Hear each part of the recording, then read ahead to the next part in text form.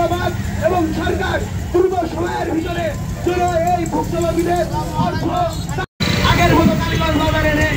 সব ব্যবসায়ীরা একটা আতঙ্কের ভিতরে আছে যে আমরা নতুন ভাবে কোনো কিছু করবো, কিন্তু সেই করার ঝিনাইদহে যশোর 6 লেন সড়কের জন্য অধিগ্রহণকৃত জমির বর্তমান বাজার মূল্য ক্ষতিপূরণ চেয়ে মানববন্ধন করেছেন ক্ষতিগ্রস্ত জমির মালিকেরা। সোমবার দুপুরে কালীগঞ্জ মেইন বাসস্ট্যান্ড ঘণ্টাব্যাপী এ কর্মসূচি পালন করা হয়। মানববন্ধনে বক্তারা জানান, সরকার 40-50 বছর আগে জমির মৌজা মূল্য ধরে ক্ষতিপূরণ দিতে চাইছে, যা বর্তমান বাস্তবতার সঙ্গে সামঞ্জস্যপূর্ণ নয়। তারা ক্ষতিগ্রস্ত জমি ও স্থাপনার পূর্ণ বাজার মূল্য ক্ষতিপূরণ দাবি করেন। বক্তব্য দেন দৈনিক নবচিত্র পত্রিকার প্রধান সম্পাদক শহীদুল ইসলাম, বিএনপি নেতা তবিবুর রহমান মিনি।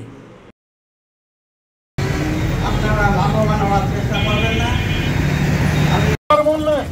আপনারা জাস্টিফাই করেন এই স্ট্যান্ডে জমির মূল্য কত আছে, সেই মর্মে আপনারা আমাদেরকে মূল্য দেবেন।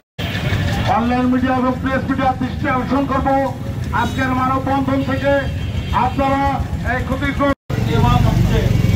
এই ফ্লাইওভারের কারণে বাসের যে যানজট তৈরি হচ্ছে, মানুষ যে ক্ষতিগ্রস্ত, অন্যতম ক্ষতিগ্রস্ত ব্যক্তি জনাব তৈবুর রহমান মিনি। জনাব তৈবুর রহমান মিনি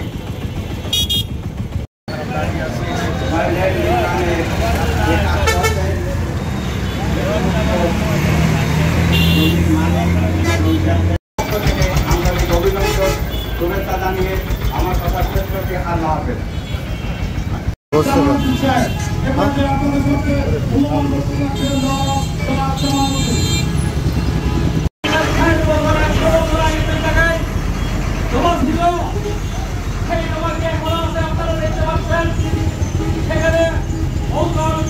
যদি দাম নির্ধারণ করা হয়, প্রত্যেকটা ক্ষতিগ্রস্ত ব্যক্তি নিঃশেষ হয়ে যাবে, তাদের জমি শেষ হবে, তারা আর্থিকভাবে ক্ষতিগ্রস্ত হবে, পরিবার নিঃস্ব হয়ে যাবে। যারা জমির মালিক আছে তাদেরকে যেন সরকার মেরে না ফেলে, তাদেরকে যেন ন্যায্য মূল্য দিয়ে সরকার জমি অধিগ্রহণ করে। তা নাহলে এই জমির মালিকরা আগামীতে কঠোরভাবে এই কাজ বন্ধ করায় সিদ্ধান্ত নেবে। আমরা চাই, আমরা সরকারের সহযোগিতা করতে চাই এবং আগামীতে আমাদের কালীগঞ্জের উপর দিয়ে সুন্দর একটা রাস্তা চলে যাক এবং আমাদের চলাচল ভালো হোক, আমরা এটা চাই। কিন্তু এই জমি, এই ব্যবসায়ীদেরকে কোনো সরকার সঠিক মূল্যায়ন করে, তাদের জমির বর্তমান বাজার যে মূল্য, সেই মূল্যটা সরকার করে, এই বলে আমি আমার